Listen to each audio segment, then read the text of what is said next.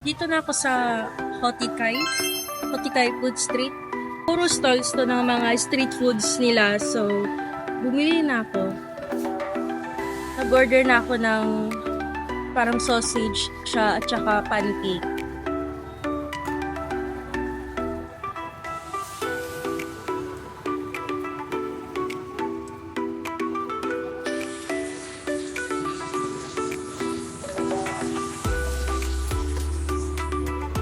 So, yung sausage nila is 20k. Tapos, 25k naman. Vietnamese dong, yung with cheese. So, bali 45,000 Vietnamese dong lang. Next, pancake. Tapos sausage na may chili powder.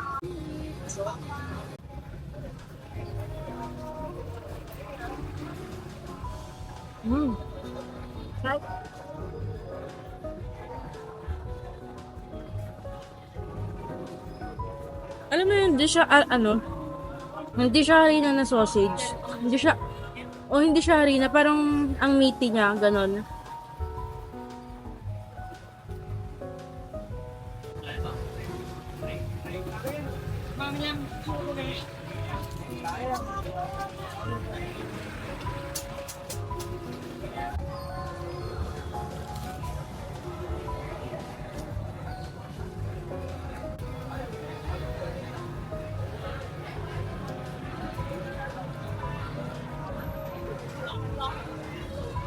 Lasang-lasa yung shrimp niya.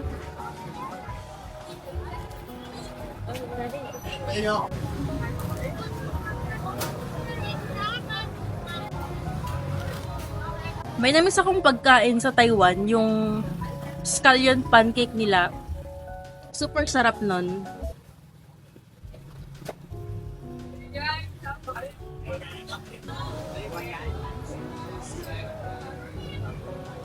May mga ganitong sausage din sa Taiwan.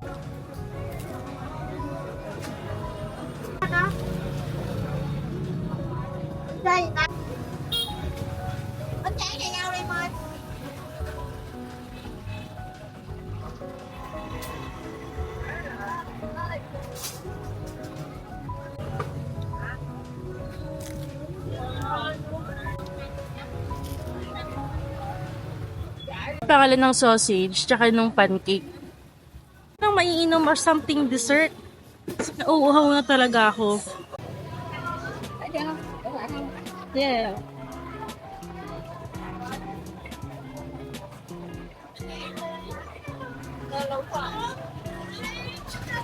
Okay. Yes, ma'am. So, 1, 2, 3. Your bestseller? Yeah. Naglalakad pa lang ako kanina. Mayroon nang nakitang mga seafoods dito. So, tinawag nila ako. So, umupo ako. Kaya, binigyan nila ako ng fill-upan. Ayan yung prawn nila. It's not a prawn. It's actually a lobster. Yan. And then, ayun din. Meron silang mga live prawn. Tapos, mga seashells. Mga clams. Ayan. So, meron pa dun mamaya. I'll try my best na maraming kainin street food tonight. Grabe, ano ba yan? Magpus pala yung lipstick ko.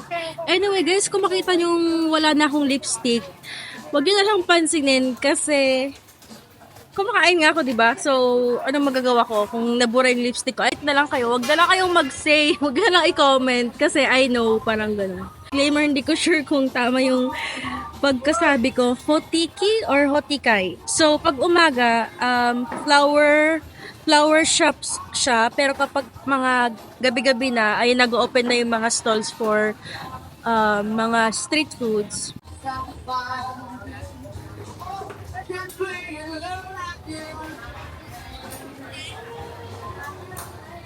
Hopefully, huwag akong ma-food poison. Dumating na yung tea ko, sinerve na.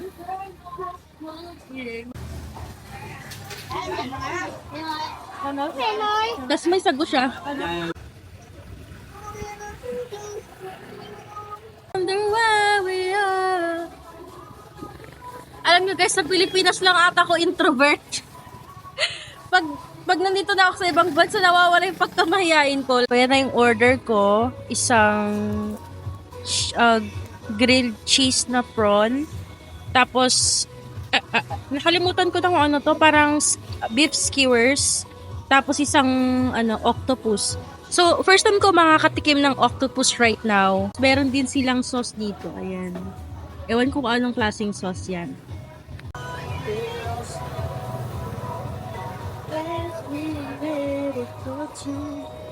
Happy ever after didn't sense. I wish to be holding you like this. Ano ba yan? Ano ba yung hook ko? Nakainis. Hawakan ko na lang siya habang kumakain. Okay, let's go. Let's eat. I've said earlier, first time kong kakain ng octopus. Kasi hanggang pusit lang yung afford ko, sure. Kasi hanggang pusit lang yung nabibili namin.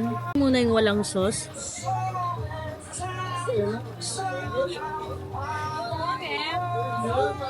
Ganun pala yung texture ng octopus.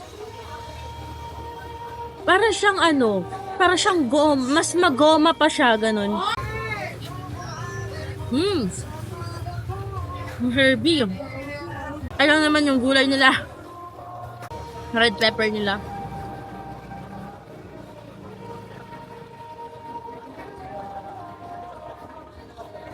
Try rin natin yung beef skewers. Yung mga foreigner dito, mga raincoat na sila. Feeling ko matagal na yung mga dito. Cucumber.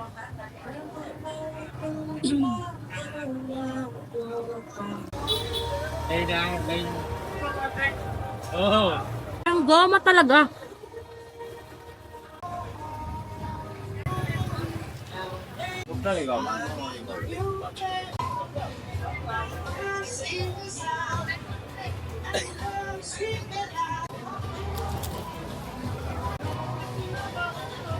Prawn.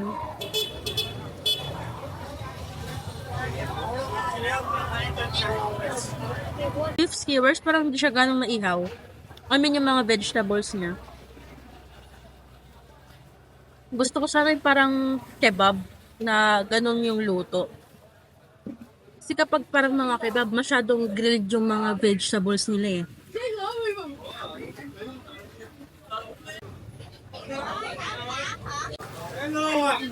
Hello? Yeah. Daming, mas marami pa palang seafood dito. Pero for sure, mas mahal yung mga yan. Hello, you want some barbecue there? Okay.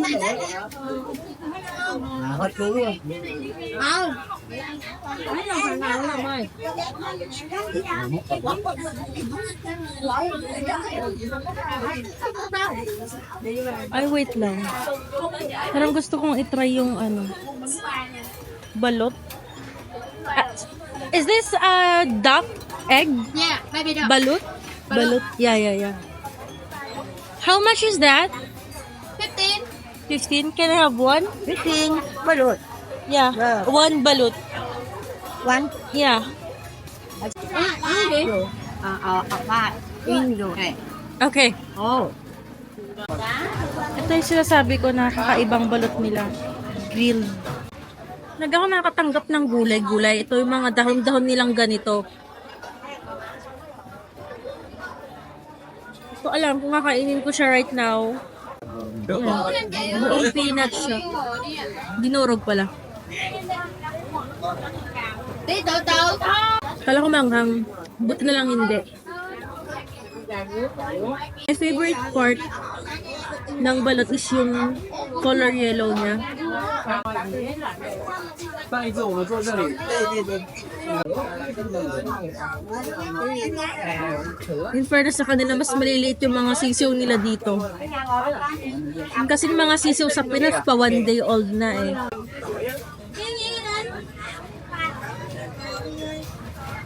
Kasi hindi ko nalalasahan yung balot. Favorite part ko pa man din yung yelo. Yun yung pinakamasarap. Tapos hindi ko siya malasahan.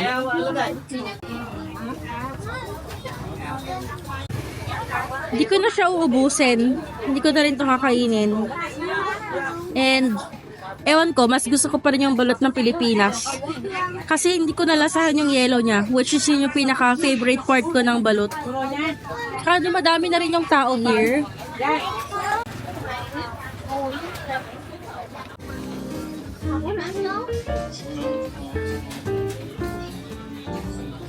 Ano pa bang pwede mong kainin?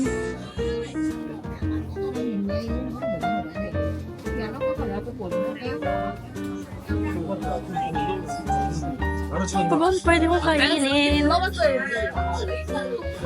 Gusto ko sana tikman yung banse o bansyo. Pero parang kasi ang dami niya. Baka hindi ko na naman maubos. Baka hindi ko siya maubos. Sayang lang. Okay.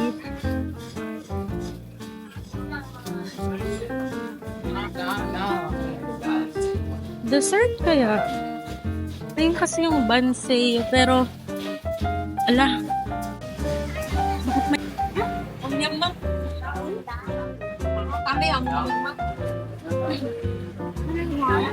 cặp này ngày đêm phải thành mấy em dưới cái mai với anh chị với chị Giang nữa xin được không? Xin được không? Cảm ơn em.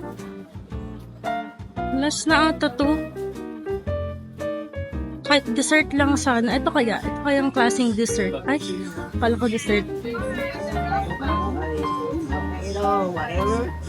Mga fruits. Ice cream. Good. Okay, mahaba ba siya? Marami pa tayong pagpipilian.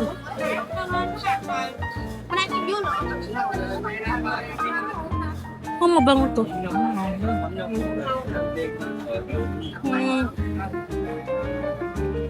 Gusto ko ng dessert, pero parang ayaw ko yung mga dessert na nakikita ko.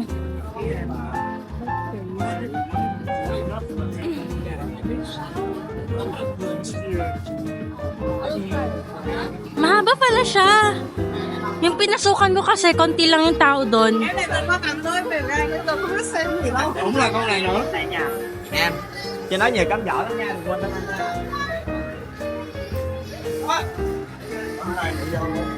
Na lang na ano. Isang pagkain na lang.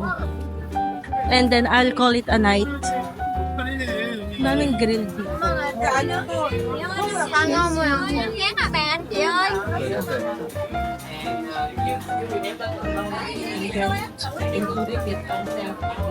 Please, let me have the best dessert. Baka matapos ko na lang. Ay! Ano to? Is that panipuri? What is this? Panipuri, for medium. The same? The same. Panipuri. How much? 35. Okay, one. Do you want spicy? A little spicy. Guys, sa tagal ko nang gusto kumain ng panipuri sa Pinas, kaso ang mahal. So, dito ko na lang siya itatry sa Vietnam. Are you Indian? Indian food, yes. I mean you. Are you Indian? No, I'm Vietnamese. Okay. Okay. My friend, He teach you? Ah, okay, okay.